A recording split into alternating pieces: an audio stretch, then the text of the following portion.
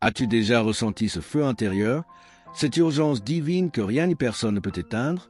Quand le Saint-Esprit saisit un homme, il ne peut plus se taire.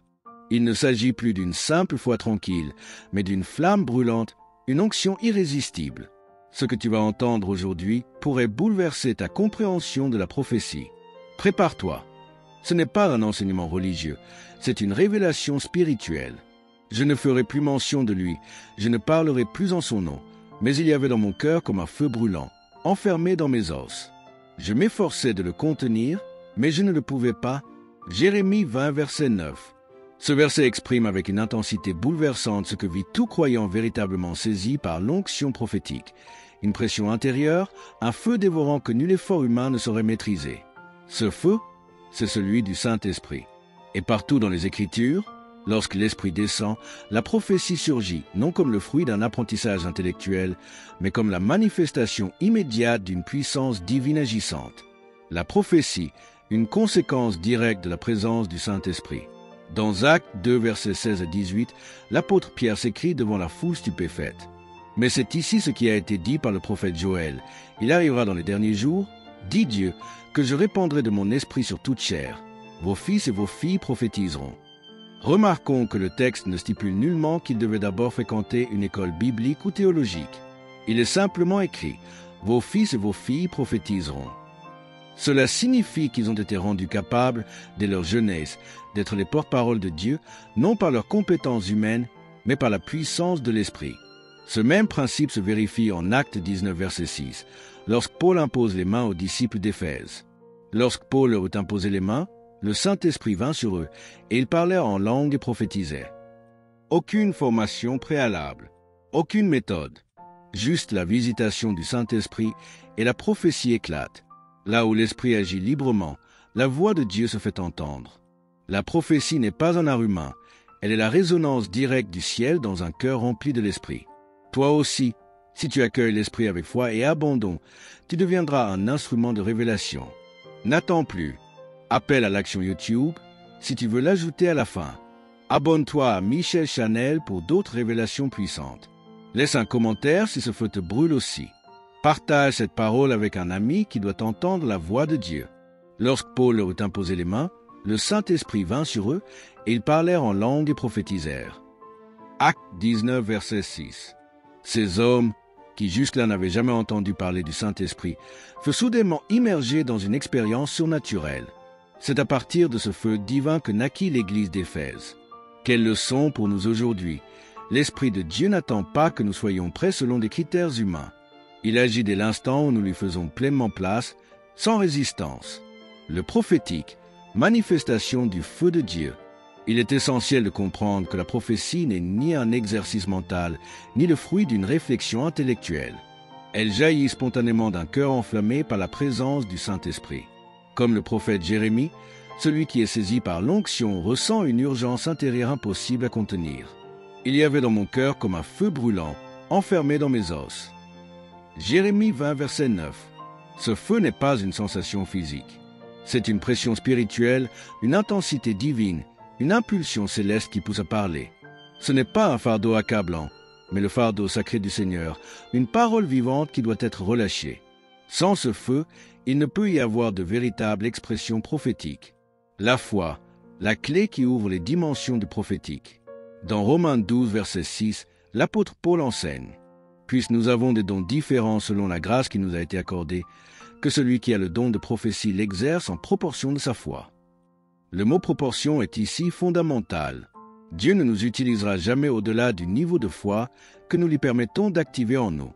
Ainsi, si ma foi me permet d'exhorter, Dieu me conduira à exhorter. Si ma foi est prête à édifier, Dieu m'amènera à édifier. Si ma foi peut recevoir des révélations profondes, Dieu me permettra de dévoiler les secrets du cœur. Plus notre foi grandit, plus la profondeur et la précision prophétique augmentent. Mais comment faire croître cette foi? Par l'écoute et la méditation quotidienne de la parole. Romains 10, verset 17. Par la prière fervente qui enracine cette parole dans notre cœur. Par une sensibilité accrue à l'onction présente, savoir discerner les mouvements de l'esprit et agir dans le bon moment. Les langues, un accélérateur du prophétique. L'un des moyens puissants pour activer la dimension prophétique est la prière en langue.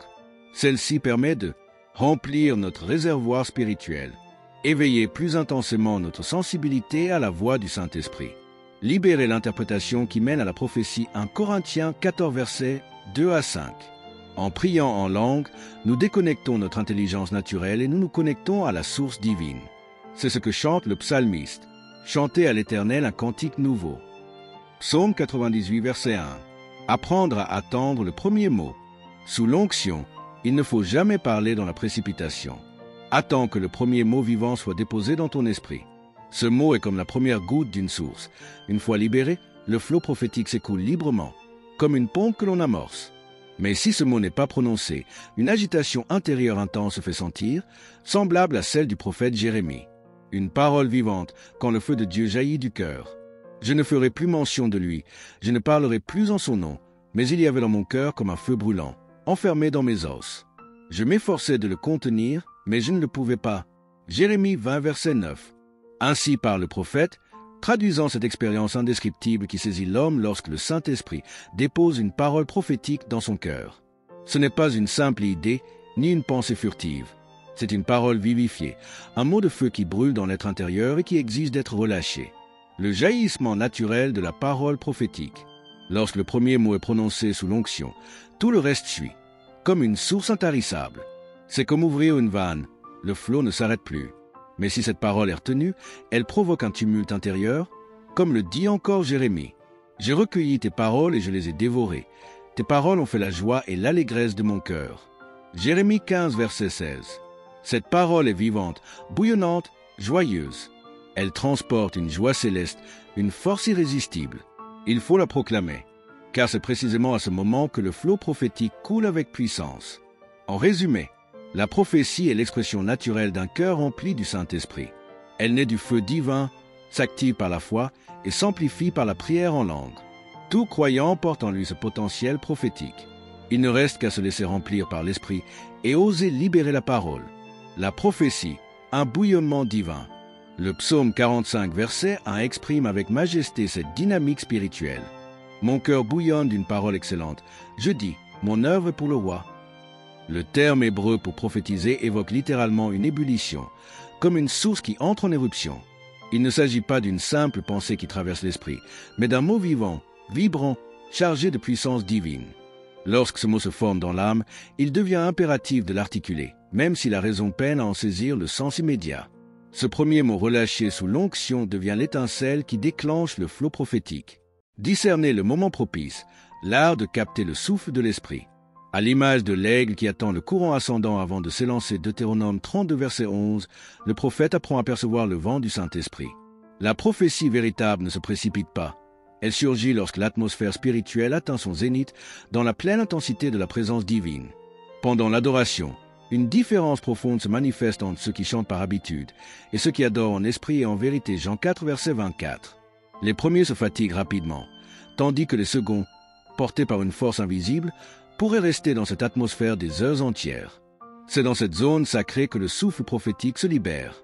Comprendre et entretenir le don prophétique.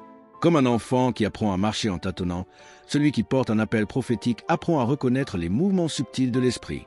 Il découvre, avec le temps, que relâcher une parole trop tôt quand le voix est encore faible en diminue l'impact.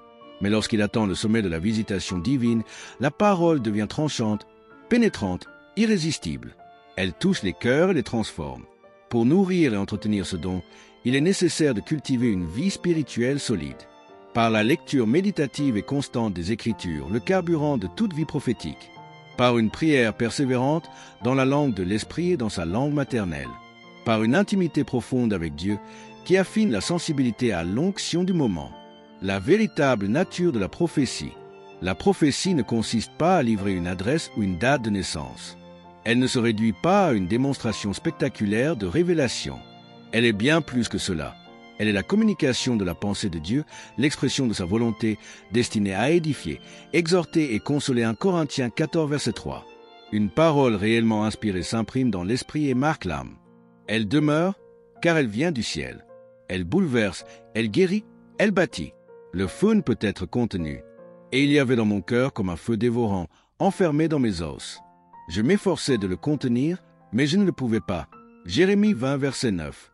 Lorsque le Saint-Esprit souffle, le feu devient incontrôlable.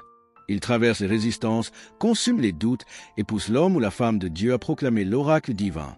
Ceux qui s'ouvrent à ce feu deviennent des instruments puissants entre les mains de l'Éternel. Le temps des silences est révolu. Le feu de Dieu veut jaillir.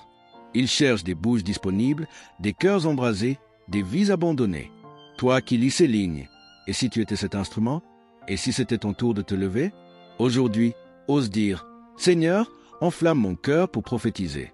Que ta voix résonne à travers la mienne. » Si tu ressens cet appel, ne garde pas cette vidéo pour toi. Abonne-toi à la chaîne Michel Chanel, partage ce message autour de toi et laisse un commentaire. Je suis prêt, Seigneur, à relâcher ta parole. Abonne-toi maintenant et active la cloche pour ne manquer aucune révélation prophétique. Amen.